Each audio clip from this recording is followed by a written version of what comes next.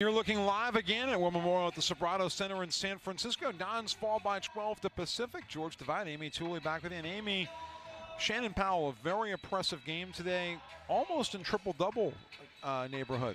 Yeah, she came away with 20 points. Again, she had 9 rebounds, 8 assists.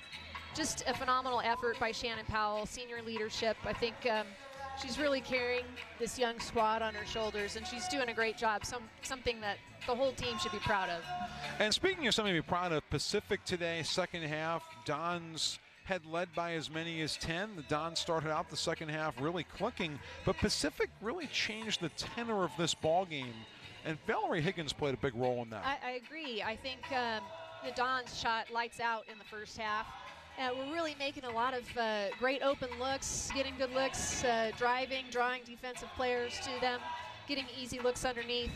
But I think what Pacific did a great job of is just slowing it down, getting the ball inside, getting Higgins to the line. And when the other team is shooting a lot of free throws, it makes it difficult to stay in that rhythm. So a really good job by Pacific doing that, kind of knocking USF off their course, so to speak. You know, it's funny, you look at this Dons team the other night, trailed St. Mary's big, got back within 2 or 3.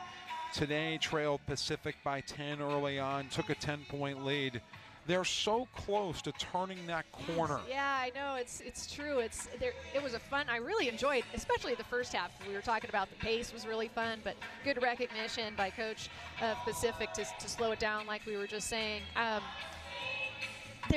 think fatigue might have played a little bit with it today. I think you saw that on some of their shots because they still got some good looks, but you saw more shots coming up short, hitting the front of the rim, or maybe not hitting the rim at all. And I think that's part of it. I mean, you're playing a strong athletic team, you're going to tire out pretty quickly.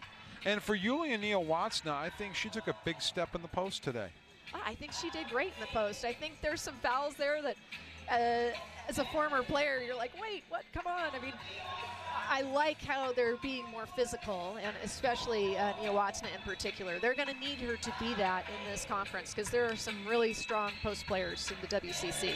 Yeah, Dons are going to have a tough trip up to the Pacific Northwest. They go to Gonzaga first. That environment's incredible. What can you learn playing in a place where you got 6,000 people, the band is loud, the cheerleaders are loud?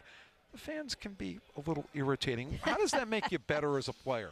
Well, I think it forces you to focus even more and what you're doing and get in that zone, so to speak, where you don't hear things until all of a sudden the play stops and you're like, oh my gosh, there's 5,000 people here. Wow, imagine that. You really have to focus, and you focus on yourself and your teammates, and that's one of the biggest things, the biggest challenge going into an environment like that for sure. Well, I hope all of you can focus with me on Thursday night. I'll be up in Spokane. Don's on the air at 5:45 Pacific time. Amy, as always, great working with you today. You too, my friend.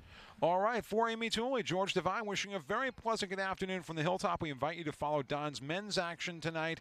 You can catch the broadcast on 1550 AM, the game at 8 o'clock with Pat Olson and Jim Bravelli. I'm back with you Thursday from Spokane, again 5:45 for our pregame show, 6 o'clock for the tip-off against the Gonzaga Bulldogs. Enjoy the rest of Saturday.